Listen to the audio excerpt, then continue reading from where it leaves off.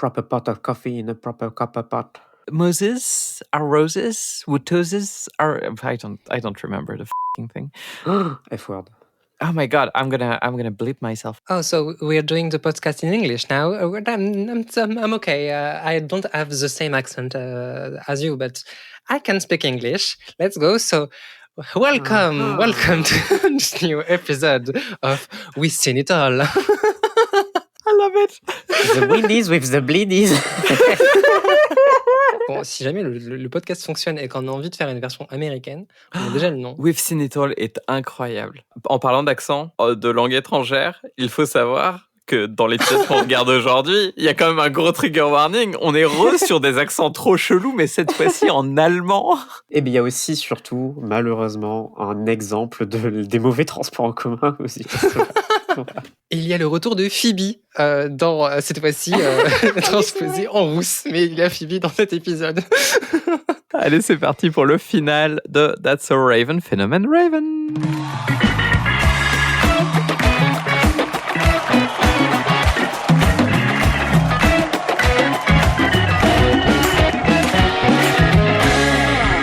Bienvenue sur l'épisode 8 de On a tout vu. Ne changez rien, ne réglez pas votre poste de télévision. Vous êtes bien avec nous, avec... I got my medicine. C'était quoi cet accent? Je ne sais pas. Je ne sais pas d'où il vient. Mais c'est comme les accents bizarres qu'on va entendre dans cet épisode. Oui. Et avec moi c'est Niléane. Voilà. On parle forcément cette fois-ci de Phénomène Raven, puisqu'on a tout vu, ça y est. Et cette série est vraiment très très cool. Merci Niléane de nous l'avoir fait découvrir. Et là, on regarde le dernier épisode, et donc je dois vous expliquer dès maintenant que on l'avait dit. Voilà, on l'a dit la semaine dernière. Il y a les Phénomènes Raven, c'est une série Disney Channel où chaque saison est filmée d'un bloc, et c'est fait pour être diffusé dans le désordre à tout moment de la journée sur Disney Channel. Voilà. Et donc, je me suis rendu compte que le dernier épisode de la série, le dernier qui a été diffusé et qui est le dernier aussi dans l'ordre sur Disney+ aujourd'hui, eh ben, c'était pas censé être le dernier épisode. Alors, explique-nous pourquoi. Alors pourquoi? J'ai regardé, il y a des bails parce que en fait la chaîne avait déjà commencé à diffuser le spin-off qui s'appelle Cory est dans la place, Cory in the House. Oui, Cory qu'on aime beaucoup, qui aime beaucoup l'argent aussi. Cory qui a sa propre série à Washington avec son père et tout machin. Et du coup, vu qu'ils ont diffusé la première de ce spin-off le soir où devait être diffusé le final de la série, eh ben ils ont déprogrammé Raven à la place et donc ils ont diffusé dans le désordre, j'ai pas trop compris, mais ça a fait ça. Donc moi j'ai vu les 2 derniers épisodes, chacun des 2 peut autant être le dernier épisode de la série, mais je me suis dit je préfère celui-là, donc aujourd'hui c'est l'avant-dernier si vous regardez sur Disney+, et c'est celui-là qu'on va considérer comme étant le dernier épisode, celui qui était prévu comme tel. Non, mais ok, les 2 derniers épisodes auraient pu être le dernier épisode de la série, mais honnêtement, les 2 épisodes ne sont pas, on ne dirait pas les épisodes finaux de la série, parce que honnêtement, il y a la moitié du cast qui est même pas là. Non, déjà ça pose problème. Ça parle d'un truc visiblement qui a l'air un peu secondaire à l'intrigue. Enfin, je comprends pas ce choix d'avoir fait ça comme ça. Ce qui répond à une question qu'on se posait la semaine dernière avec mon super script, pas du tout dark, de qu'est-ce que pourrait devenir la série. Le père a disparu. Je pose ça là, la mère aussi, mais le père a disparu. C'est vraiment la transition, du coup. Mais c'est ça que j'allais vous demander. Est-ce que vous pensez qu'il y a eu des changements de cast dans la série? Et vous avez un peu répondu, j'ai l'impression. Mais attends, le père et la mère et Cory, du coup, sont plus là parce qu'ils sont dans notre série, c'est ça? Alors, Cory est toujours là. Le père, il n'est... Oui, on le voit, Cory. Oui, Cory, on le voit, mais le père, il est plus trop là dans les derniers épisodes de la saison 4, parce que oui, il est en train de produire le spin-off. Ouais. Cependant, Cory, il est là, donc je sais pas trop si ça tient comme explication. Mais la mère, elle est plus du tout là dans la dernière saison parce qu'elle a quitté la production entre-temps. Elle n'est plus du tout dans la saison 4. Et il y a tout le temps des excuses où, au début d'épisode où Raven elle est au téléphone, elle dit oui, maman, nanana, t'es occupée aujourd'hui. Voilà. Il y a toujours un petit truc pour expliquer pourquoi ils sont pas là. Mais dis donc, hein. Mais ça arrive pas régulièrement que dans une série, t'aies des acteurs qui lâchent le truc au milieu en mode non, mais c'est bon, j'ai terminé, moi, continuez sans moi. En général, ça marque la fin d'une série. Là, ils ont décidé de continuer. Ils ont continué sans la mère, ouais. Et je trouve ça formidable que du coup ça marque une nouvelle évolution dans le mode de production de Disney Channel où ils réutilisaient les mêmes décors 55 fois. Là, on réutilise apparemment le même acteur, tu nous dis le père 55 fois, il devient enfin c'est toujours le même personnage, mais Oui. on sent que maintenant il y a une espèce de volonté d'industrialiser clairement la façon de produire des séries chez Disney et maintenant on peut continuer à faire plein de séries. Oui, il y a un Raven Cinematic Universe qui se forme. RCU. Mais en fait, c'est un bon choix parce que les deux personnages de Cory et du père sont très bien. Je trouve Ils se qu'ils jouent répondent très bien, bien, les ouais. acteurs. Mhm. Donc, c'est une bonne idée de les avoir gardés, d'avoir fait une série annexe avec. Et donc, ce que tu nous disais, c'est qu'il y a en plus une série qui se passe ensuite dans le futur. Il y a Raven's Home qui est toujours en cours, qui n'est pas terminée. C'est une série qui est en cours de diffusion, où c'est des années plus tard, où Raven a sa propre famille, elle a des enfants, et La elle est vache. même en colocation, parce qu'elle elle est divorcée, elle est en colocation avec Chelsea. Mhm. Alors maintenant qu'on sait que l'actrice est lesbienne, moi je me pose la question. hein. Oui, les colocations avec la meilleure amie. And they were roommates. Vous savez qui est en colocation avec sa meilleure amie aussi? La fille de Jean-Marie Le Pen. Non. J'étais sûr que Mais ce que j'allais vous dire aussi, c'est que du coup, Chelsea, là, elle est dans cet épisode, elle n'était pas du tout dans le pilote. Vous avez remarqué? Non, ce personnage apparaît de Oui. nulle part et comme on n'a pas eu d'introduction à ce personnage, on n'a que les ressorts comiques pour introduire le personnage. Oui. Et en fait, sans avoir grandi avec elle, elle est insupportable. Elle est insupportable. Je ne comprends pas l'addition de ce personnage. Moi, quand je l'ai vue la première fois, j'avais l'impression que c'était Jennifer Aniston. Ah oui, d'accord. Oui. Toi aussi? Ouais, il y a un peu la même vibe. Ouais, c'est la même personne. Sauf qu'en fait, non, c'est Phoebe. C'est pas Jennifer, Oui, c'est vrai. c'est pas Rachel, c'est Phoebe. Parce que savoir, c'est qu'elle est traître, elle est concon, c'est pas le concombre le plus affûté du tiroir. Bah, moi j'ai surtout noté qu'elle a de gros traits autistiques. Elle prend tout au premier degré, elle a du mal à comprendre, justement le second degré, elle a du mal à comprendre le sarcasme et tout, et c'est là-dessus que ces blagues sont filées. C'est problématique dans le principe, du coup. Mais voilà. Il y a un côté autistique, mais elle est quand même vraiment écrite comme si elle avait 3 ans. Quoi. C'est vrai. Ce que j'allais dire, c'est que Chelsea, elle débarque parce que vous dites qu'il n'y a pas vraiment d'introduction au personnage, mais en fait, vous avez complètement raison. Parce que Chelsea, elle débarque pendant la série, mais comme si elle avait toujours été là. Comme si, effectivement, cette bande de 3 Mais potes, Raven, Eddie et Chelsea, ont toujours été 3 potes depuis l'école primaire, machin, et ce sont les 3 meilleurs amis de toujours. C'est juste que, oui, elle a été rajoutée au cast en cours de route, et ils ont décidé de faire comme si elle a toujours été là. Voilà. Alors c'est incroyable parce que c'est quelque chose que Disney fait beaucoup. Allez, c'est le point où je rappelle que je suis réalisatrice. j'ai fait un film sur Picsou. Et l'auteur de Picsou récemment vient de publier que 2 de ses histoires viennent d'être censurées par Disney. Mais non. Parce qu'il reprenait un personnage des années 60 qui avait des stéréotypes racistes. Et Disney n'a fait aucun communiqué, rien du tout. Soudain, ces histoires sont devenues censurées. C'est-à-dire qu'il n'y a même pas la possibilité d'expliquer pourquoi. C'est interdit par Disney de le faire. Et l'idée, c'est de republier les anthologies ou ce genre de choses en effaçant ces histoires. Le problème, c'est que l'une de ces 2 histoires fait partie de la jeunesse de Picsou, qui est un opus magnus de 12 chapitres, et c'est le 11e chapitre, donc ça fait un peu bizarre de republier ça et d'enlever un chapitre entier, surtout sans expliquer, sans recontextualiser ou comprendre ce qui se passe et pourquoi ces personnages ont été repris. Et en fait, c'est très symptomatique de Disney qui, soudain, on ne sait pas pourquoi, rajoute des choses ou enlève des choses, mais sans explication aucune. C'est-à-dire qu'il n'y a pas de truc, il faut aller creuser et comprendre. Est-ce qu'à un moment donné, ils ont eu un board et ils se sont dit on va rajouter en fait deux amis, c'est pas assez. On s'est rendu compte que dans d'autres séries, c'était 3. Ouais, et on revient sur le principe d'industrialisation qu'on a vécu quand on regarde des séries Disney Channel. Comme tu le dis très bien, en fait, en vrai, on s'en fiche un peu que c'est un épisode final. Et c'est d'autant plus intéressant de voir ça dans On a tout vu, parce que la question qui se pose, c'est au final, est-ce qu'il y a vraiment un côté serre-livre entre un épisode qui débute et un épisode qui finit? C'est-à-dire un épisode qui vient introduire les personnages. C'est pas tout à fait le cas. Dès l'épisode pilote, on est sur un truc où on rentre dans le machin, on a déjà les personnages qui existent, qui sont construits. Il n'y a pas de présentation de pourquoi elle a ce pouvoir ou quoi que ce soit. Et l'épisode final est tout pareil. Ça pourrait être 2 épisodes complètement random qu'on peut diffuser à n'importe quel moment. Et c'est très Disney de faire ça, un espèce de divertissement Coca-Cola, où en fait, quel que soit le Coca qu'on prend, que ce soit le premier ou le dernier, ce sera toujours le même goût. Moi, je ne savais pas qu'il y avait une liste du Coca-Cola triée par ordre, mais ok, c'est bon à savoir. Moi, c'est ce que je retiens de tout ce que tu viens de nous raconter, Morgane, c'est qu'il y a un premier et un dernier Coca-Cola. Alors, par contre, je veux bien savoir si le Coca-Cola Light, le zéro, la vanille, c'est lequel qui est le premier. Moi, je veux savoir. Tier list de Coca-Cola, vas-y. Alors, attention, si on arrive à 10 Patreon, on fait la tier list des Coca-Cola. Let's go. Parce que n'oublions pas qu'ils nous avons les 3 C. Oui. Ah oui, voilà. Le Coca, le Cola et le Crash ta thune. Ok, d'accord.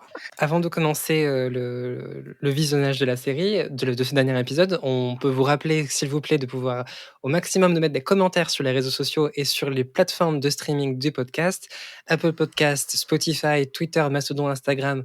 Partagez-nous, s'il vous plaît, c'est le second C. Ça veut dire quoi, le second C ? C'est comment ça, t'as pas encore partagé à toute ta famille ? J'ai vraiment triché. Incroyable. Et le troisième C, c'est Crash ta thune. Voilà. Et du coup, on a un Patreon, patreon.com/on a tout vu. N'hésitez pas à nous soutenir parce que on dirait pas comme ça, mais en plus de nous demander du temps, ça nous demande de l'argent de faire tout ça et ça nous ferait très plaisir de vous. Si vous pouvez nous partager 2 € par mois, par exemple, ça nous permet déjà d'avoir à la fin une petite cagnotte pour payer notamment les serveurs d'enregistrement. Alors avec l'inflation, c'est 2,50 € maintenant, sachez-le. Vous savez où l'inflation n'existe pas ? Non. Chez Raven ? Chez Raven. Oh, mais quelle transition. Mais qu'est-ce que t'en sais ? Agathe, tu fais les meilleures transitions. N'est-ce pas ? Alors. Et c'est pour ça que j'ai créé un site pour ça. Donc, l'épisode commence où donc tu as Jennifer Aniston, Chelsea, Phoebe qui se pose des questions avec Raven sur comment est-ce qu'on va faire pour l'anniversaire de Eddie qui arrive bientôt. Et Eddie donc qui se faisait racketter son goûter dans le premier épisode et qui cette fois en fait est un peu en mode le king. Je crois qu'il a changé de personnalité entre 2 saisons, non ? En 4 saisons. Mais t'as raison parce que oui, certes les épisodes se tiennent d'un seul tenant, certes il y a pas d'histoire, voilà. Mais en vrai il y a une évolution des personnages un tout petit peu. Et Eddie c'est le plus flagrant je trouve et avec Cory. C'est Eddie et Cory pour moi qui évoluent le plus. Cory forcément parce que l'âge, mais Eddie parce que oui, au début il est très très beaucoup moins d'assurance, même si déjà pas mal, mais alors que dans les derniers épisodes et les dernières saisons, en vrai c'est quelqu'un qui se la pète beaucoup parce que il est dans l'équipe de basket et tout, voilà, il se passe des trucs. Il a pris la grosse tête. Moi, je pense que ça vient. L'acteur aussi doit avoir pris un peu la grosse tête. Ah, il y a des mauvais bails sur les acteurs. Je les ai notés au cas où vous voulez en parler, mais c'est pas ouf quand même. Oh merde. Qu'est-ce qui s'est passé ? Vas-y. Alors, spill the tea. Dans la série, donc il y a Orlando Brown qui joue Eddie. Malheureusement, a eu beaucoup de problèmes côté judiciaire, des problèmes de drogue, voilà, machin. Aujourd'hui, apparemment, il va mieux. Il est marié. On est contente pour lui. Oui, voilà, bravo à lui. On lui souhaite plein de bonheur. Et Kyle Macy aussi. Kyle Macy qui joue Cory, le petit frère, qui a eu des ennuis aussi judiciaires. Je crois que c'est lui qui a été pris en train de faire un cambriolage, des trucs comme ça. Bien wesh, mon gars. Mais c'est très bien ça. Oui, mais en vrai non, parce qu'il y a aussi... Ah, je crois que c'est lui, désolé d'avance pour ce que je vais dire, mais c'est lui qui a eu des bails par rapport... il a fait des trucs avec des mineurs, et c'est pas ouf. Ah merde. Oui. Ah oui, non, là oui, là soudain. Ah fuck. Cory, mais c'est un mineur dans la série. Non, mais l'acteur, après, maintenant, une fois largement majeur, il a eu des bails avec des mineurs. Donc finalement, c'est Raven-Symoné et, comment elle s'appelle, Anneliese van der Pol, donc, qui ont le mieux glow-up et qui sont aujourd'hui dans le spin-off Raven's Home. Mais forcément, c'est des meufs. Genre, forcément, les meufs, elles glow-up. Enfin, ouais. Avec un bail de lesbienne. Et jusqu'à 25 ans, puisqu'après, on dépérit, nous les femmes. C'est les hommes qui vieillissent comme du vin, évidemment. Et donc, Eddie ne veut pas des chaussettes pour son anniversaire. Parce que, oui, non, c'est une blague. Sans contexte, c'est très bizarre cette phrase. Eddie débarque et il lâche des gros indices en mode pas discret du tout, en mode vous savez qu'il y a mon anniversaire, vous savez qu'il y a mon anniversaire. Et les deux zouzes, elles complotaient juste avant en faisant comme si elles ne savaient pas qu'il y aurait son anniversaire et pour le faire marcher un petit peu, quoi. Et il fait surtout ne m'offrez pas des chaussettes. Et en fait, surtout offrez-moi des chaussettes, mais en mode second degré. Et Oui. donc Chelsea comprend absolument qu'il faut que Faut lui on lui offrir offre des des chaussettes parce qu'elle ne comprend pas le second degré. Parce qu'en fait, ce qu'il veut vraiment qu'on lui offre, c'est une soirée surprise. Non, c'est une enfance dans une famille aimante. C'est ça qu'il veut, Eddie. C'est beau. Oh, C'est... c'est trop beau. Et oui, parce que du coup, quand il sort de la pièce, Raven et Chelsea ont cette idée. Elles ont cette idée de, comme meilleur cadeau d'anniversaire, ça serait bien de faire en sorte qu'à son anniversaire, elles invitent les deux parents séparés de Eddie, séparés, divorcés. Parce que apparemment, tous les ans, ils fêtent 2 anniversaires séparés, exprès pour que les parents ne se croisent pas. Et oui, ce problème, c'est qu'ils se détestent, ces parents-là, visiblement. Oui. Et c'est là qu'elle a sa première vision. You know, it's nice to be together as a family again. Qu'est-ce que ça fait du bien d'être ensemble comme une famille de Oui. nouveau. Elle a une vision des deux parents, du coup, qui disent ça. Alors je pense qu'ils avaient aucun budget sur cet épisode parce qu'on a littéralement 2 décors. Vraiment, ou alors c'était la journée où Drôle de Frère avait récupéré le lycée et du coup ils se sont dit ah merde on peut pas faire de scène là-bas. Très bien, tout se passe dans l'appartement et la cuisine. Tout le budget est passé dans les figurants. dans les figurants, c'est ça? Oui c'est ça, oui parce qu'il y a une fête donc il y a beaucoup de gens. Ah oui. Mais d'ailleurs, ça, c'est un truc qui se voit, peut-être que Morgane, réalisatrice, peut compléter comme ça, mais dans les séries Disney Channel, c'est un truc qui se voit, mais c'est criard, où Disney Channel veut beaucoup de gens dans une scène, ou alors des interlocuteurs, mais ils ne les payent pas assez pour leur donner des répliques. Et ça arrive ça c'est dans Hannah Montana, ça se produit tout le temps si vous regardez Hannah Montana, où du coup il y a l'une ou l'un des personnages principaux qui s'adresse à quelqu'un, un figurant qui est par exemple à un bar ou quoi, et les figurants du coup ne font que faire des gestes de la tête ou des gestes voilà, parce qu'ils n'ont pas le droit de dire une réplique, sinon ça augmente leur cachet, et non, ils sont pas payés pour ça. Je vous conseille vivement le film Le Retour de l'attaque des tomates tueuses, qui est qui est le premier film avec George Clooney, vraiment un film incroyable. Et dedans, le film s'arrête en plein milieu parce qu'ils n'ont pas le budget pour continuer. Et parce qu'il y a quelqu'un du syndicat qui vient et qui dit en fait par contre il y a un problème, vous payez pas les figurants parce que là ce figurant il vient de dire une phrase de dialogue, du coup il vient de passer de figurant à acteur, et toute l'équipe de alors c'est très méta, hein, on est sur un film très parodique, et toute l'équipe du tournage commence à parler pour avoir de l'argent, et t'as le producteur qui fait oh merde. Le budget explose. Exactement, c'est incroyable. Je vous conseille vivement. Mais c'est trop bien cette anecdote, très à propos. Comme quoi, ça sert que je sois réalisatrice. Alors, on t'aime bien quand même, Morgane J. Quelle réalisatrice. Mais là, moi, cette fois-ci, je peux pas faire ma shot parce qu'il n'y a pas de MacGuffin, il n'y a rien, tu vois, dans cette intrigue. Donc, il n'y a pas de fusil de Tchekhov. Les fusils de Tchekhov, ils sont détonnés, genre, une seconde plus tard. Genre là, elles sont en train de préparer une fête surprise. Et 15 secondes plus tard, il y a Chelsea qui lâche le morceau à Eddie en lui disant il y a une fête surprise, mais surtout faut pas que je te dise que c'est surprise. Et Raven lui dit non mais fallait pas lui dire, et elle dit ah non mais en fait ce qu'il faut pas lui dire c'est que ses 2 parents seront là, genre vraiment elle lui dévoile tout le plot. Et c'est bien parce qu'en fait moi ça m'a rassuré, je me suis dit en fait ça va être tout un épisode où il va y avoir des surprises et tout, et en fait vraiment ce que je disais l'épisode précédent, c'est que c'est une série qui avance très très vite et qui met des plots, des problèmes et qui les résout tout de suite après pour en créer de nouveaux, et du coup c'est une cascade avec plein, et en fait vraiment si on prend un diagramme de ce qui se passe dans un épisode, sur un épisode de 20 minutes t'as vraiment 10 étapes différentes à l'intrigue, et donc ça fait du bien parce que ça va vite quoi. Ouais, c'est super agréable à regarder. Est-ce qu'on se dirait pas comme ça en parlant d'une série Disney Channel, mais oui, c'est super agréable à regarder parce que ça va très vite.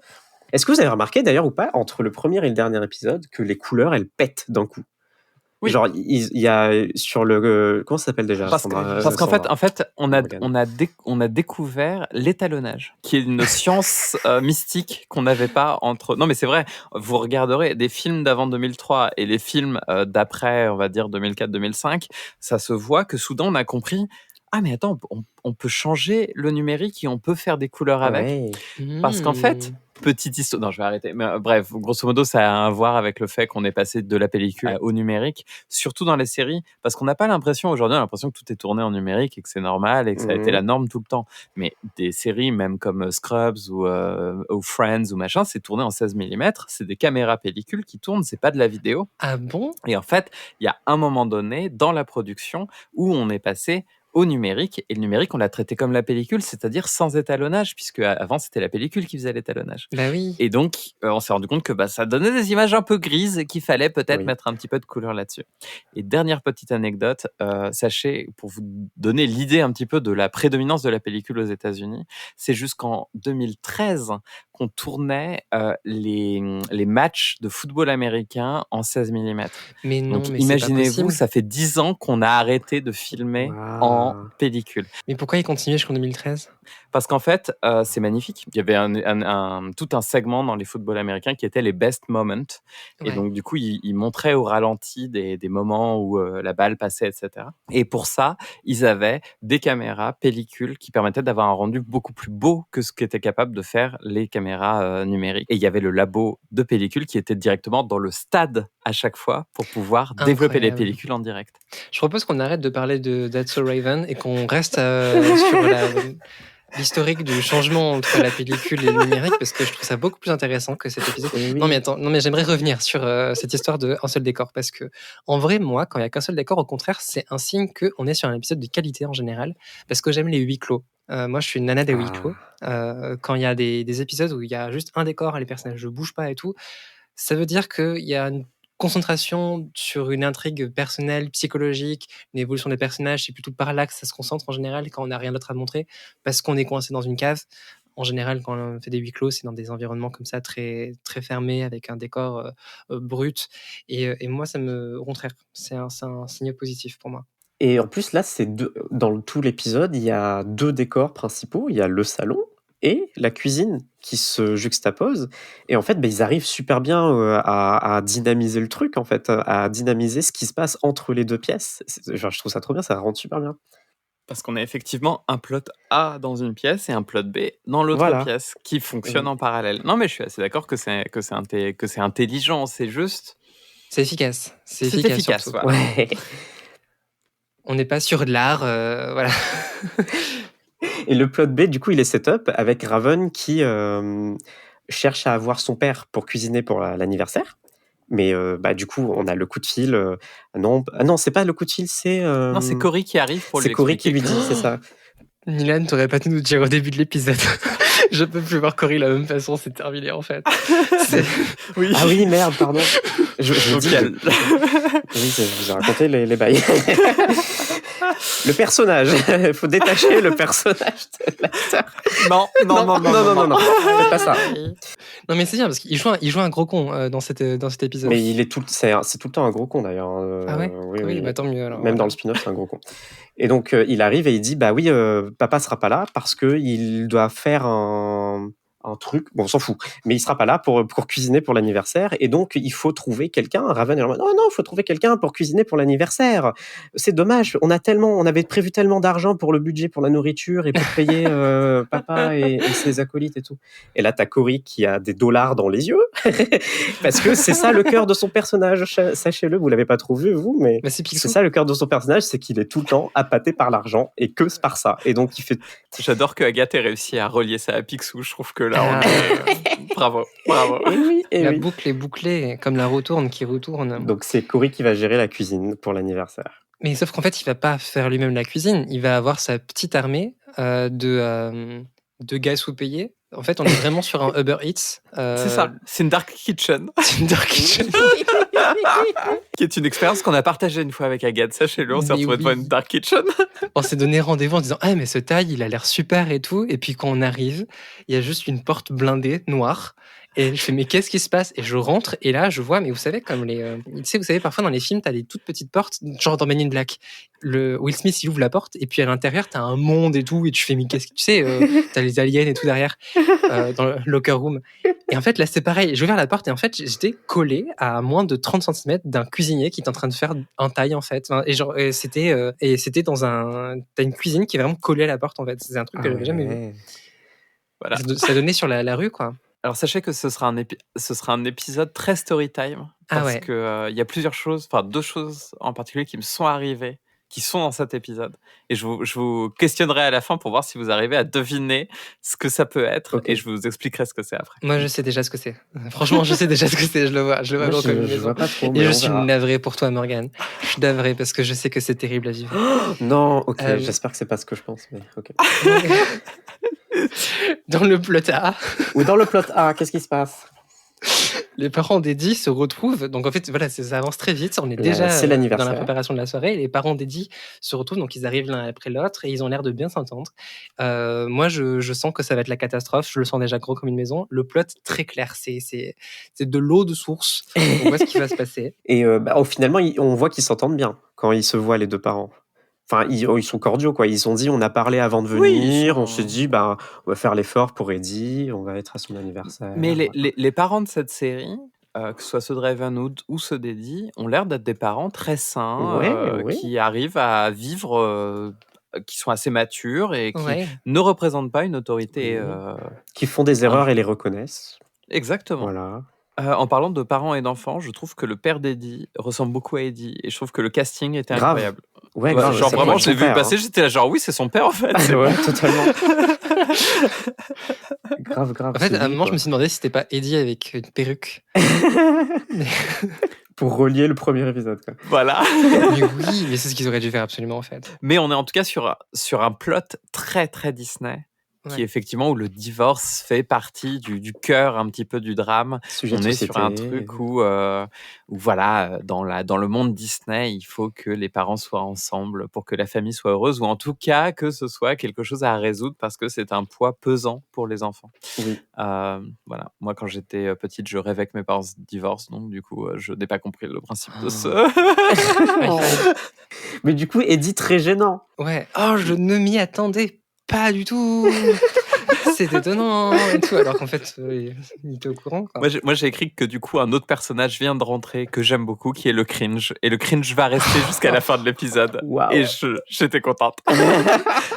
Et donc le mec a qu'une chose en tête, c'est que ses parents se réunissent parce que on vous l'a pas dit, mais du coup Raven a partagé sa vision à Eddie et Chelsea, qui sont visiblement au courant pour son pouvoir. Alors donc maintenant visiblement tout le monde est au courant. En tout cas ces deux potes. Juste les deux et les parents de Raven.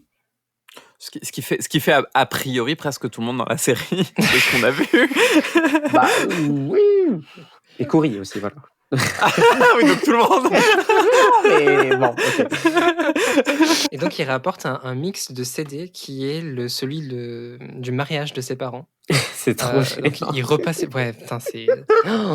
Voilà, le cringe, encore une fois. Et là, ils jouent la musique de leur mariage où ils ont eu leur première danse. Voilà. Mais du coup, les parents, ils y jouent. Genre, ils se disent, regarde, c'est la musique de notre mariage, on se met à danser. Et du coup, ils se mettent à danser.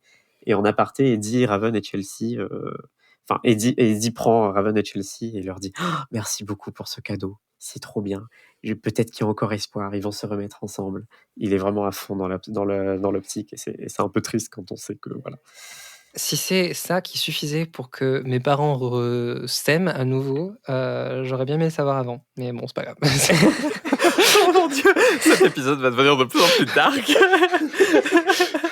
Alors moi, ce qu'il faut savoir, c'est que la musique apparemment au mariage de mes parents, c'était The Wall des Pink Floyd. Je pense que ça aurait flingué l'épisode. Et donc pendant ce temps-là, la cuisine, ça se passe bien. Donc on découvre les employés de Cody qui vont être maltraités durant cet épisode. Donc il y a l'allemand, le fameux. Heimlich. Le chef allemand. Ah, c'est un chef. Ouais. Bon, c'est un cuisinier. On ne sait pas s'il a un chef. C'est un cuisinier. Il y a un Oui. ado paumé qui doit être pote de Cory, je pense. Et puis, il y a un gamin qui a l'air d'être un mec qui a pris un peu le rôle de Cody de quand il était dans la première saison. Oui. Genre qui a carry un peu le truc, quoi. Mais d'ailleurs, le pote de Cory, je suis en train de chercher, il s'appelle Larry, du coup, dans Raven. Il a agressé personne, tout va bien. Pas que je sache, j'ai peur de chercher maintenant, là. Mais je... Parce que c'est un mec blanc, j'ai un peu peur aussi. Hein. Il est pas blanc, hein. Je crois pas qu'il soit blanc. David Henry, bon, Bah, si. ou catholique, famille italienne. Oui, Je suis en train de lire la page Wikipédia. Ça ressemble à quelque chose de blanc, effectivement. Si je peux me permettre. Vie privée. Non, il n'y a aucun bail. Il n'y a aucun bail. La page Wikipédia est très Ok. courte, fort heureusement. Voilà. Pour l'instant. Donc Raven est contente pour Eddie et donc va voir les parents de Eddie. Il leur demande, vous allez vous remettre ensemble alors? C'est bon, ça y est? Parce qu'elle a vraiment jamais regardé sa série. Hein. Elle a jamais compris que ses visions durent 5 secondes et que ça n'a pas le contexte. Tu sais qu'en fait, elle pourrait le voir, tu vois. Une fois qu'elle voit les visions, elle devrait se faire. Ok, bah du coup, ça va mal se terminer en fait. Tu vois. Elle devrait partir du principe que sa vision, c'est le contraire de ce qui se passe en fait. Mais du coup, les parents, ils lui répondent ah non, surtout pas. Et genre, ils éclatent de rire, même, je crois. Big lol. Bah comme la nouvelle patronne de la CGT Sophie Binet. qui quand Macron lui a demandé, vraiment elle a répondu lol hier quand Macron a dit qu'il voulait recevoir les syndicats et parler d'autre chose que la retraite. Elle a dit j'ai envie de répondre lol. Et vraiment, je l'aime d'amour cette meuf. Effectivement, elle a l'air cool. Effectivement. J'espère qu'elle n'a pas de casserole au cul d'ici là à ce qu'on sorte l'épisode. Yes, super. Vas-y Sophie, on croit en toi. On distribue des casseroles hypothétiquement, c'est terrible. Bah, alors moi j'espère qu'il avait pas trop d'espoir parce que le pauvre Eddie là, et, du coup tous ses espoirs vont être brisés.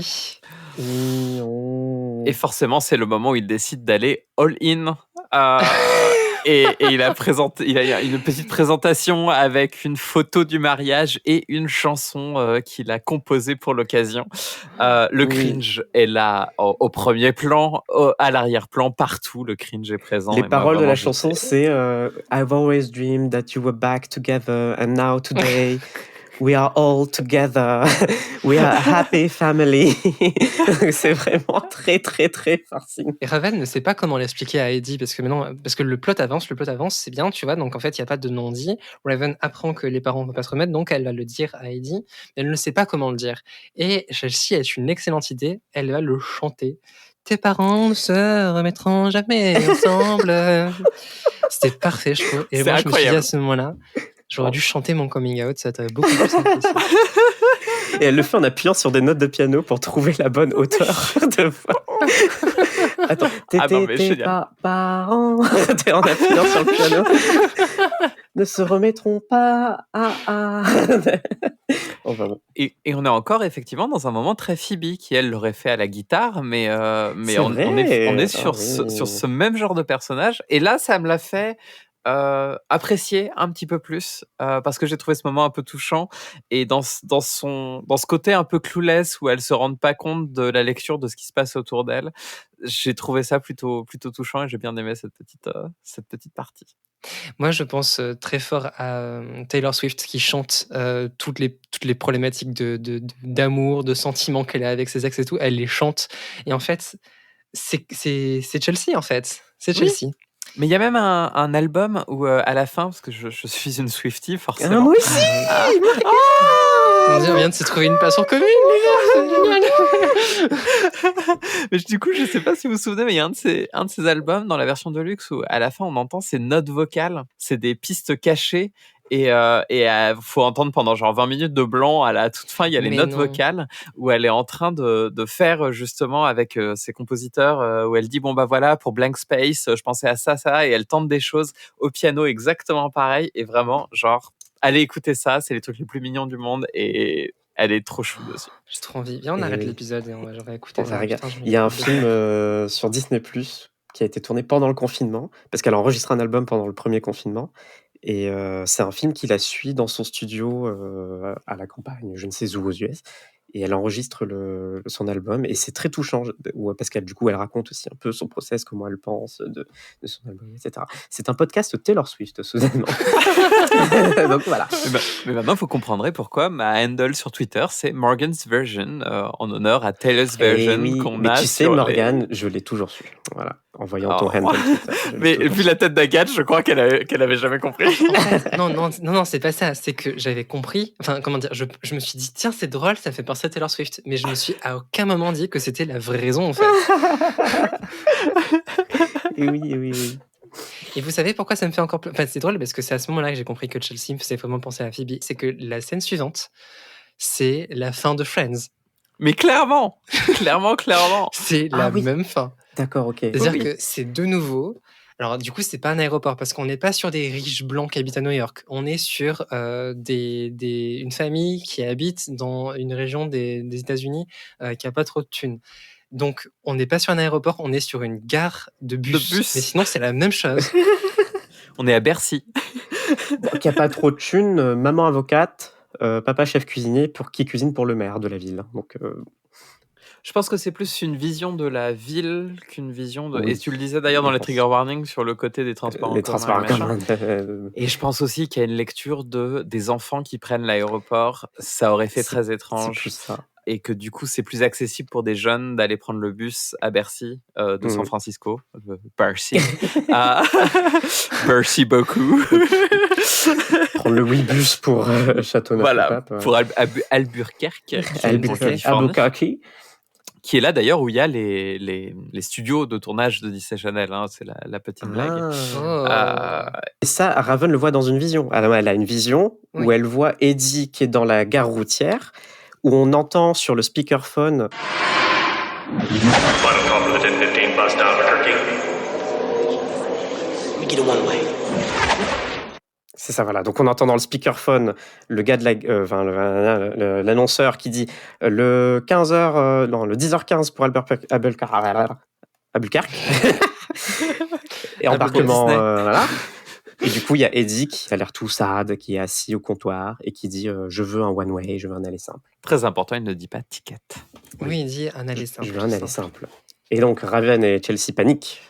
Et elles y vont, puisque tout dans cette série, il y a aucun plot de long terme en fait. Tout ça, c'est dans cette série de la réaction. Donc elles y vont, quoi. Ben, tu as vu que comme quoi elle a appris de ses visions. Elle sait que maintenant ça va se produire très très vite. Donc là, si, si elle voit Eddie à la gare routière, c'est là maintenant, faut y aller, il faut aller à la gare routière. Elle ne se trompe pas de gare routière, ce qui est quand même incroyable. Moi, j'aurais pété un câble. Mais non, elle a reconnu évidemment dans la vision le décor de la gare routière. Sauf que cette Chelsea, elle n'est pas exactement comme Phoebe, parce que Phoebe carry complètement Joey. Lors de c'est Joey, hein, c'est ça, hein, non, c'est Ross. Long face. Elle carry complètement Ross qui ne sert à rien, et en fait là pour le coup cette version de Phoebe ne sert à rien mais du tout dans cette scène de la gare. Ah mais je suis désolé, je sens que Mylène elle n'est pas contente. Non mais en fait t'as raison, mais ça me rend triste que t'aies raison. Oui. Du coup elles ont toujours cette passion déguisement. Mais comme forcément elles n'ont pas leur déguisement à portée de main, qu'on apprend qu'il y a un couple qui est attendu dans le bus où elles imaginent que du coup Eddie est, elles décident d'aller s'acheter tout un déguisement dans une boutique souvenir pour faire un couple hétéro. Alors, ce que j'ai beaucoup aimé, c'est que je pense qu'à ce moment-là, il y avait peut-être une personne LGBT dans l'écriture qui allait, je pense qu'ils se sont dit, bon, on va juste dire un couple, et ça sera forcément un couple hétéro. Et quelqu'un dit, alors, excusez-moi, mais un couple, c'est pas forcément un couple hétéro. Et du coup, quelqu'un dit, on va rajouter un bébé. On dira que c'est un couple avec un bébé, comme ça, il n'y aura aucun problème là-dessus. Les gens comprendront que c'est un couple hétéro. Et du coup, Chelsea se grime en mec. En Mario. En Mario, totalement. En plus, elle est bien en vert, non? En Luigi, du coup. Non, elle a une casquette rouge et une moustache.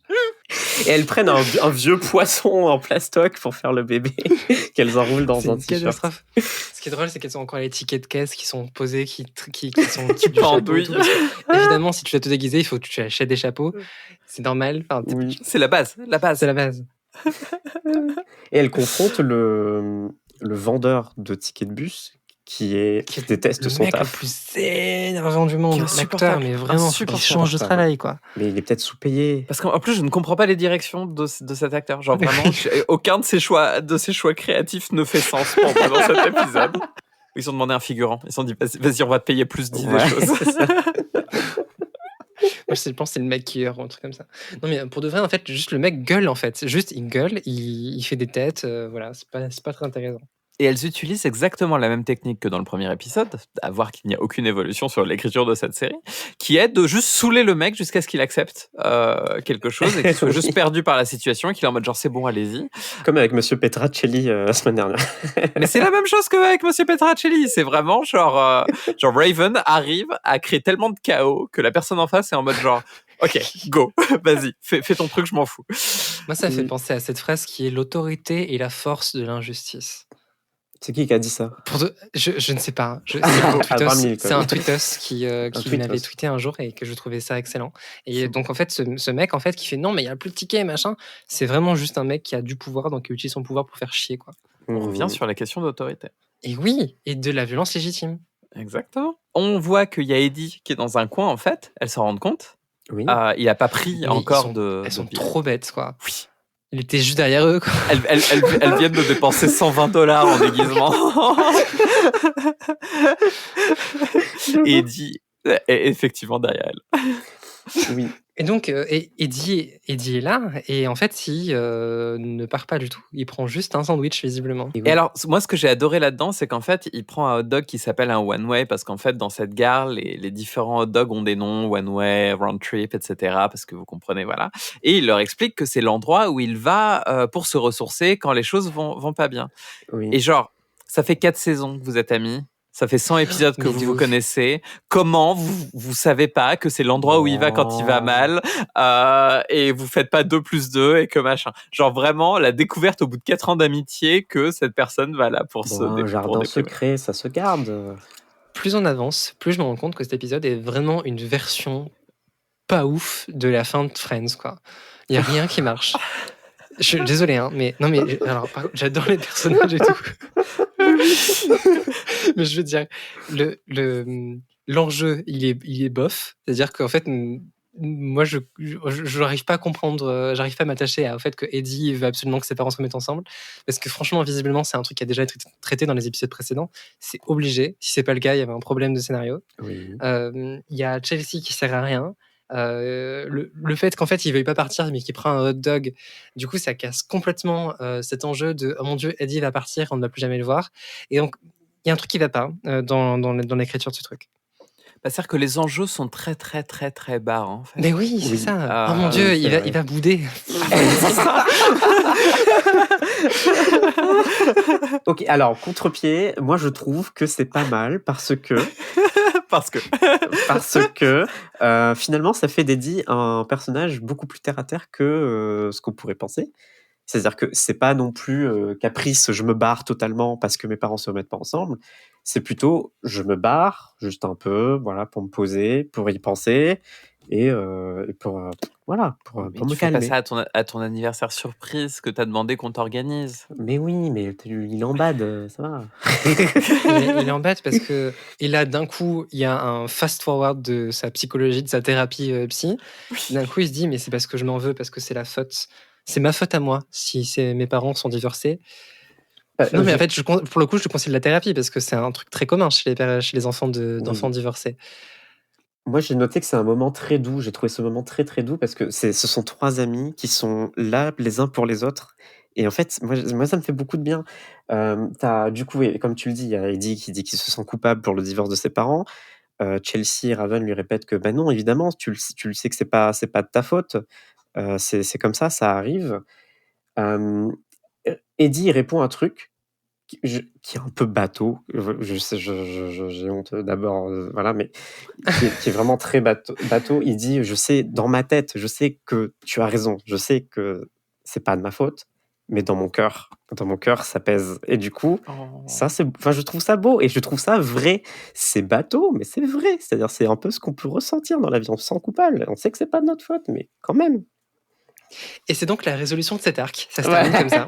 C'est-à-dire qu'en fait, il retourne dans le salon avec les deux parents. Les deux parents expliquent qu'ils ont pris une décision qui est que maintenant, ils se verront pour chaque anniversaire ensemble. Et il y a quand même une certaine note de résolution, en tout cas, de cet arc-là. Il y a une blague de Chelsea, moi, qui m'a fait rire parce qu'en fait, pendant tout l'épisode, il y a un running gag. Enfin, il y a le tour de magie qui lui est fait de « Oh, il y avait une oreille derrière ton... Il y avait une oreille derrière ton argent. Il y avait une pièce. Il y avait une pièce d'argent derrière ton oreille. » Oui. Et du coup, parce que le père de Eddie aime bien faire des petits tours de magie comme ça. Ça se termine, il fait un petit tour comme ça et il se demande « Oh, est-ce que quelqu'un aurait la monnaie ?» Et là, Chelsea secoue un peu sa tête et sort de son oreille un paquet d'argent et il fait oui tiens et tout le monde la regarde en mode pardon. Et Raven qui dit ça explique beaucoup de choses. Ça explique beaucoup de choses.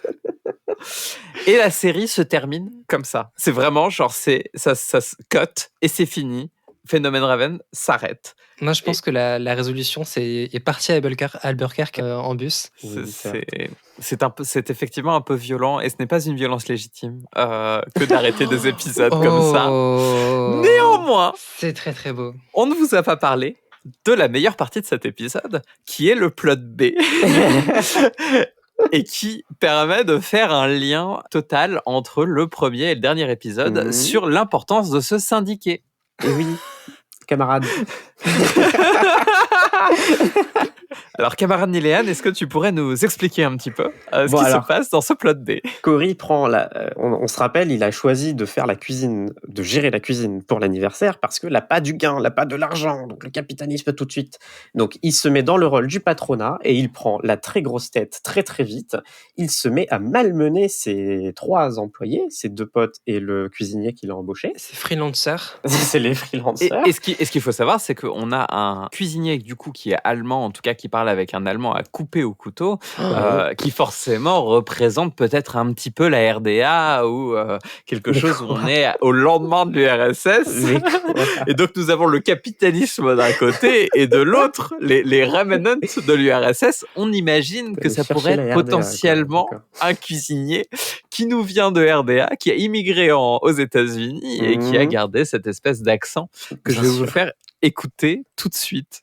This is very simple, so I'm only gonna say this once. You serve the cukes mit the zooks und the chokes mit the yolks, and you put the quats mit the brats and like the beanies in the blinis. Ils ont réussi à être racistes avec les Allemands. Comment c'est possible? Moi, j'adore. Le personnage était tellement insupportable à écouter que je n'ai pas du tout eu l'énergie de réfléchir à cette couche supplémentaire d'abstraction que tu viens de nous faire, Morgane, avec les RDA. Je dis juste en mode, mais putain, mais arrête de parler comme ça, en fait. Enfin, genre, ça se voit clairement que c'est pas ton vrai accent. Enfin, the blinis and the winnies with the blinis. Ouais, mais en fait, alors je suis un peu je raconte un peu ma life, je suis un peu germanophile, j'aime beaucoup l'allemand, j'apprends l'allemand toujours encore, je le parle un petit peu, et j'aime beaucoup aller en Allemagne, j'adore ce pays, et je trouve ça très drôle, voilà. Donc, en tant que pas vraiment concerné, mais intéressé par les concernés, Intéressé par les concernés, c'est incroyable. Oh mon Dieu, t'es prophète de l'allemand, en fait. Super. Génial. Ah ouais, vas-y, raconte-nous tout. Raconte-nous tout, Liliane. T'es totalement légitime à raconter ce que tu veux. Oui, tout à fait. Je pense que cette pièce a un passe-droit de ouf. Non, attends, je sais comment rattraper mon nom de famille, c'est Dorfer, qui en allemand veut dire villageois. Mon arrière-grand-père était... D'accord. Attends, vas-y, que faisait ton mon arrière-grand-père alsacien. L'Alsace, comme tu sais... 39, Justement, je vais te le dire immédiatement. D'accord. Mon arrière-grand-père alsacien, vous le savez, l'Alsace a changé de main pas mal de fois entre nos deux beaux pays que sont la France et l'Allemagne. Pendant la Seconde Guerre mondiale, qu'a fait l'Allemagne nazie? On est sur l'Allemagne nazie dans ce podcast, ça y est. Qu'a fait l'Allemagne nazie avec les hommes alsaciens? Elle les a mis dans la Wehrmacht de force. Oui. Donc mon arrière-grand-père a combattu du côté allemand, mais de force, contre son gré, comme la plupart des Alsaciens. Ouf. Ce qui a fait de lui un prisonnier de guerre ensuite dans un camp soviétique et tout, voilà. Donc, finalement, je suis pas concerné que ça. Les zouzes. Tu viens de nous expliquer que... Quoi? besoin de nous expliquer que tu es concerné, c'est que ton arrière-grand-père a été dans l'armée allemande pendant la Seconde Guerre mondiale. Contre son gré. Moi, j'arrive plus à rire là. Du Contre coup, son ouais, gré. pour moi, c'est terminé. Il est très bien ce personnage allemand. Moi, je le trouve super. Il est bien son accent. Hein. Il est super son accent. Et puis, il joue tellement bien, je trouve. À la semaine prochaine dans On a tout vu. On a perdu Marc. On a totalement perdu. Prisonnier de guerre dans le camp de Tannenbaum en ex-URSS, sachez-le. Et donc, l'allemand, il fait un peu sa révolution, si on peut dire ça comme ça. Voilà, tout à fait. Il est en Oui, mode, donc- wesh, parce qu'en fait, Cory, il a exactement la même démarche, et le même comportement que le prof du premier épisode, c'est-à-dire qu'il tape sur la table, il gueule, il fait allez plus vite, maniez-vous les blablabla. Ouais. L'allemand, il fait non mais attends, wesh, tu vas te calmer tout de suite, mon gars. Ils font même une manifestation dans la cuisine avec des petites pancartes Avec des pancartes. à tourner autour des plats et à dire non, on refuse de travailler dans des conditions pareilles. Moi, ce que j'adore, c'est que Cory menace de le virer d'abord. Du coup, il fait ok, vas-y, vire-moi. Et Cory fait non, mais vas-y, t'inquiète, reste là, vas-y. En fait, c'est vraiment un rapport de force qui s'installe entre les deux, quoi, qui montre en fait qu'il a aucun pouvoir en tant que patronat. En fait, c'est pas lui qui produit la valeur. Et oui. Et chers auditeurs, chères auditrices, sachez-le, exactement, c'est extrêmement important, le pouvoir n'est jamais du côté du patronat. Réquisitionner les outils de production. Car nous sommes nos propres outils de production. Pour le prochain épisode, Arlette Laguillet sera notre invitée, notre guest star. Ça serait stylé d'avoir des invités dans ce podcast, non d'ailleurs, j'y pense. Mais je pense que ce serait très très cool. Oh, on pourrait avoir Usul qui nous ferait un triple C parfait. On regarderait le premier et le dernier épisode de C'est ce soir avec Karim Rissouli. Ça serait super. Ah non, mais c'est triste, ça voudrait dire qu'il y a un dernier épisode de C'est ce soir avec Karim. Eh ben, on regardera 36-15 Usul, le premier et le dernier épisode. Pas bête. Du coup, à la suite de cette manifestation, il y a une négociation express. On aurait aimé que cette négociation soit aussi efficace avec la réforme des retraites. En moins de 5 minutes, ils réussissent à vraiment remettre des bonnes conditions de travail. Par contre, ça m'a un peu dérangé parce que l'un des employés dit « Mais nous, on veut travailler !» Et j'étais là, genre « Mais ta gueule ! Enfin, qu'est-ce que tu fais là ?» Genre « Mais va te faire foutre !» Moi, je trouve que c'était un bon rappel au fait qu'on vit dans un système oppressif malgré tout et qu'il faut quand même que les gens puissent se nourrir et qu'on ne sort pas du capitalisme comme ça. Ah, c'est pas bête. Mais moi, j'ai noté à ce moment-là... mais ils discutent, ça c'est ma phrase dans mes notes, mais ils discutent gentiment avec le patronat et Cory redevient gentil. Voilà, c'est la CFDT en fait.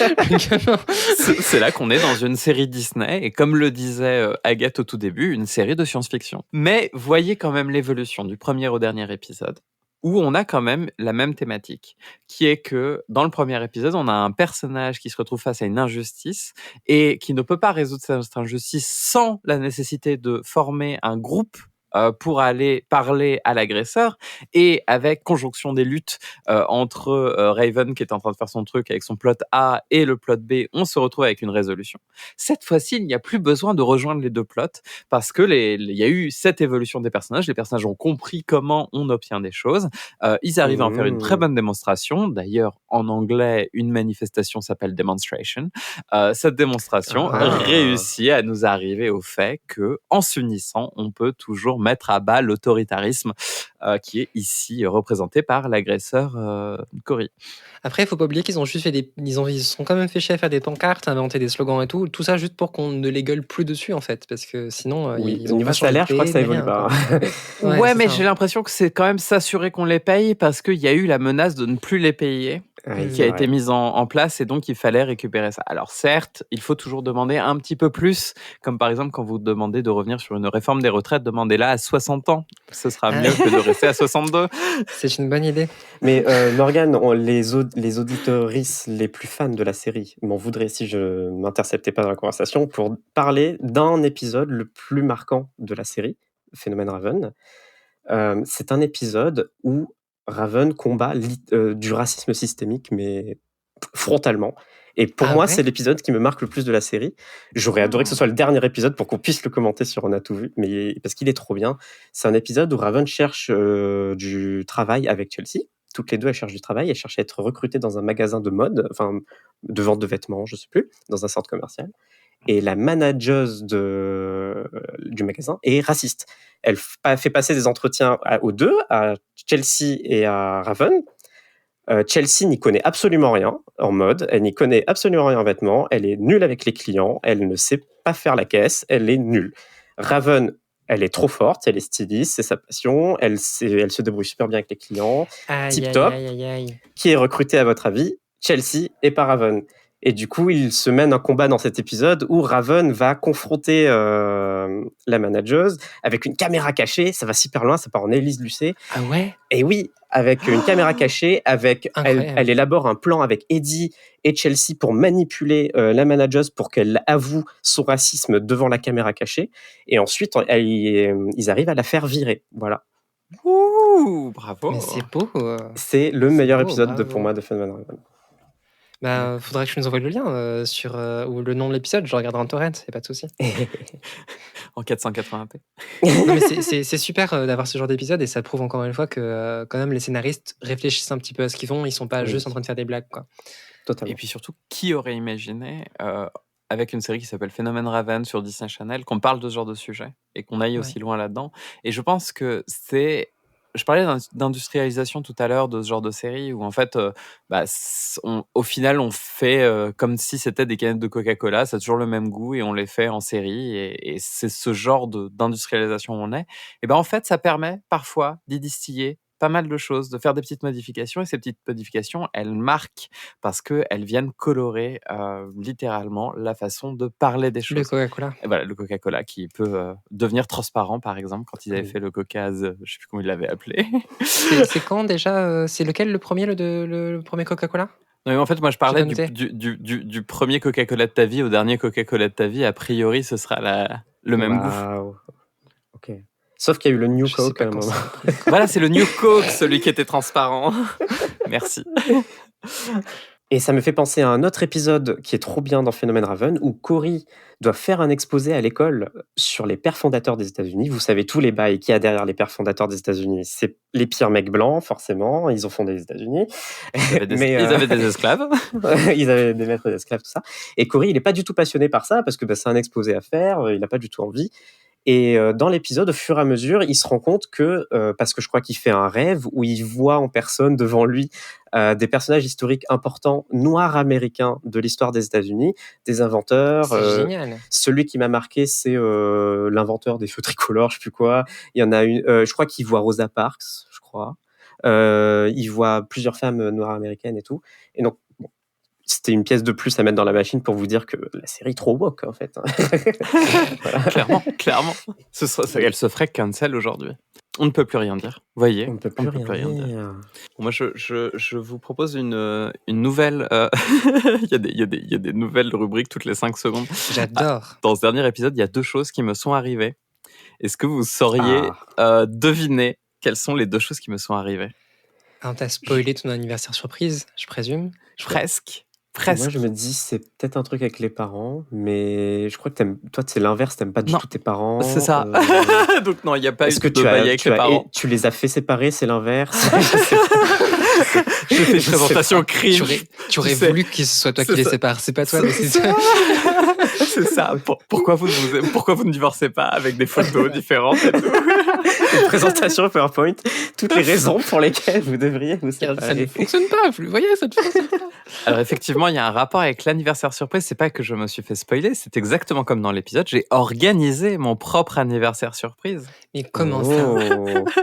Parce que je suis une contrôle freak et que j'avais eu plusieurs types d'anniversaires que j'avais organisés parmi les années. Et quand j'ai eu 21 ans, ouais, je pense que c'est l'anniversaire des 21 ou des 22. J'avais envie d'avoir un anniversaire surprise. Sauf que le problème, c'est que j'allais pas. Enfin, c'était extrêmement difficile d'aller voir les gens et de dire, comme le fait Eddie dans l'épisode, hey, je veux un épisode surprise. Donc, j'ai demandé à ma copine de l'époque d'organiser l'anniversaire surprise, sauf que c'est moi qui l'organisais, c'est-à-dire que je lui donnais tous les noms des gens invités, à quelle heure le faire, dans quel endroit, qu'est-ce qu'il fallait prendre, quel cadeau m'offrir. Enfin, vraiment, je suis insupportable. Ne soyez pas amis avec moi, je pense que c'est le résumé de cette histoire. Au contraire, moi je trouve que OK, d'accord, du coup, tu enlèves la joie de l'autre à pouvoir te faire une surprise. En même temps, si tu es avec des gens qui aiment justement pas réfléchir à ce genre de choses, pour toi, ça te retire toute la charge de devoir organiser les choses. C'est un peu comme une réalisatrice. Nahan, étonnant. C'est-à-dire que tu te dis: «J'ai envie qu'on fasse ça» et en fait, le chef-op, il se débrouille pour qu'il ait la bonne lumière, en fait.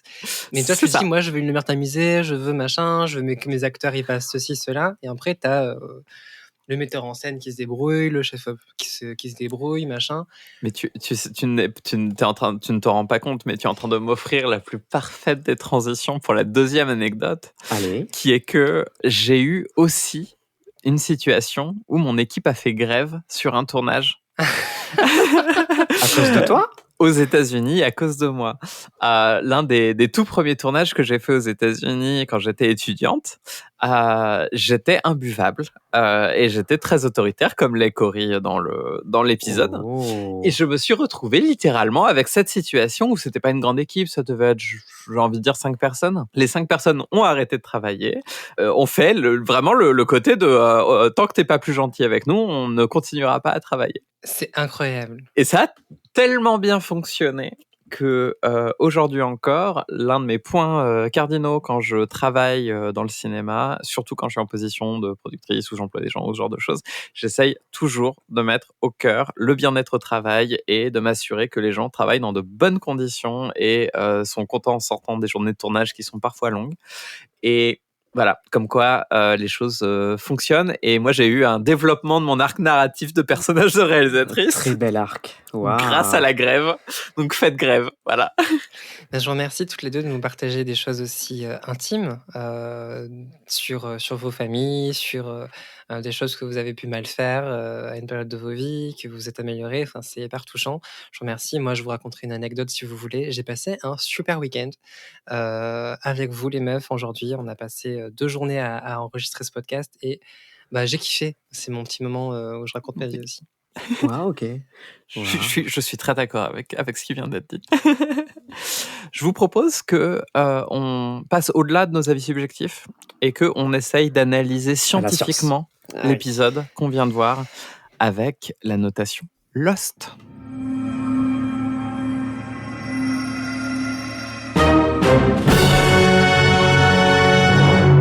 Lost pour l'arme, originalité, sexisme. Et est-ce que ça termine bien la série ?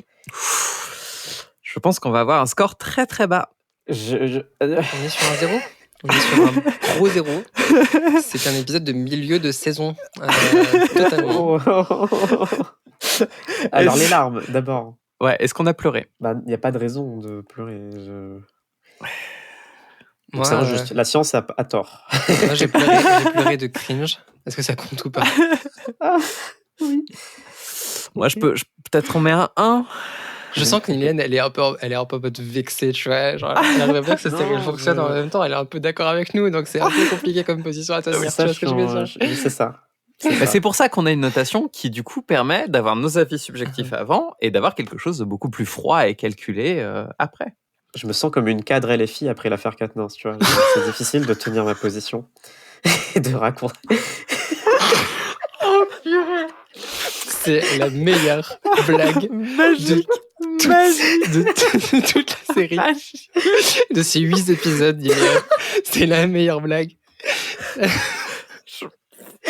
Pardon. En termes de larmes, on en est où ? On en est à 1. Oh ouais. On est à 1. D'accord, oui. Pour le cringe. Est-ce que c'était original ? C'est Friends en moins bien, en fait. Les meufs, je pense oui, mais c'est sorti avant le final de Friends. C'est sorti avant Friends ? Avant 2006. Non, oula. Non, je crois que c'est la même... Ouais, non, je crois qu'on est sur les mêmes bails. Après, c'était un truc de l'air du temps, peut-être qu'ils ont pas vu, ou alors c'est les mêmes scénaristes ou machin, mais c'est un truc assez classique, cette idée, c'est très cliché, ce côté, faut aller chercher la personne à l'aéroport. C'est sorti après, je crois que c'est 2004, Friends. Ouais. Aucune moi, je mettrais un 0 pour l'originalité. Moi, je mettrais un 0, ouais. Mais parce qu'en fait, on a tous les ressorts du premier épisode, on est sur la même chose, on sent que c'est une série qui n'a pas beaucoup bougé. Oui, c'est vrai. C'est vrai. C'est triste, hein, c'est triste. Je pense qu'il y avait un gros potentiel, hein, si jamais il s'était dit. Je pense que dans Raven's Home, c'est ça, la Oui. nouvelle série. Pour le coup, à mon avis, si jamais ils se disent on veut faire un vrai truc, on le fera. Si jamais. Si des scénaristes de Raven's Home nous écoutent, faites mieux. Faites des arcs.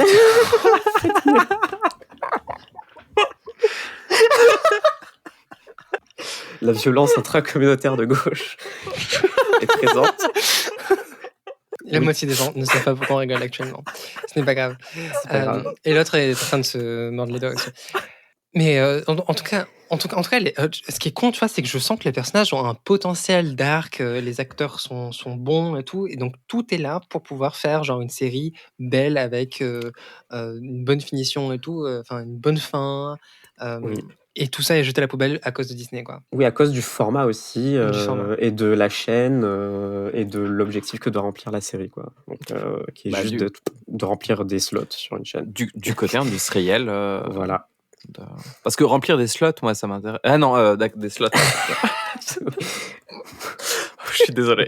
Vraiment, c'est la fin, là, c'est la fin de la Alors, journée. oui. Je m'excuse. C'est quoi après sexisme? Alors. Ça tombe bien.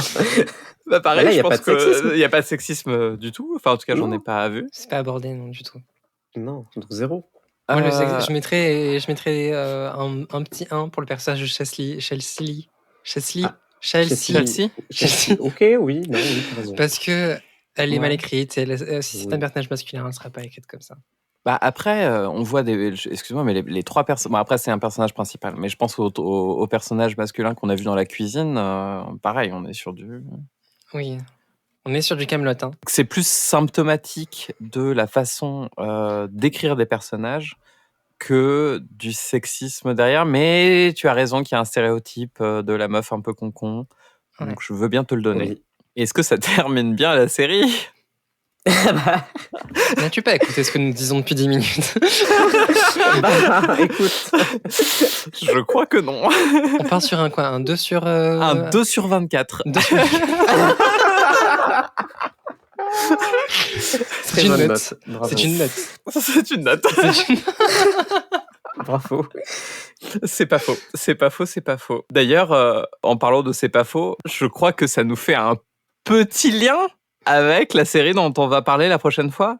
Agathe, je sais pas si tu veux nous en dire plus. Ben oui, parce que Nilan nous a parlé d'une de ses séries de son enfance, That's So Raven, mais moi, ma série de mon enfance qui m'a marqué durant des années, c'était Kaamelott, qui a été créée par Alexandre Astier et qui a notamment ces fameuses 2 saisons finales qui sont dans une ambiance totalement différente, et ça va être super marrant de regarder le premier et le dernier épisode qui s'appelle pareil.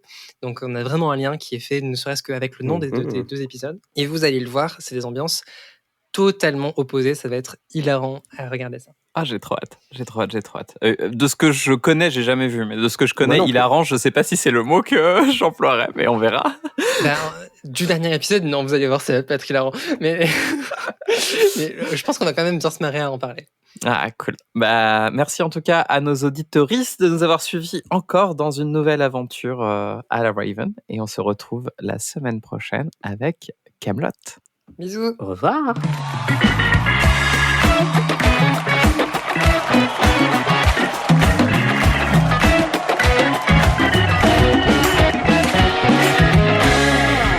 Camarade, tu viens d'écouter l'épisode 8 de On a tout vu. Pour le bien de la communauté, je te Syndique-toi. conseille de te syndiquer et de nous soutenir peut-être financièrement sur patreon.com/on a tout vu pour 2,50€ par mois. Il faut rappeler les camarades Savary et Martinez qui nous ont aidés. Arnold Savary qui nous a composé et mixé cet épisode, on le remercie vivement. Et Pauline Martinez qui a pris la photo de ce podcast, on la remercie également vivement. On se retrouve la semaine prochaine pour une fable communiste qui est Kaamelott. Faites mieux.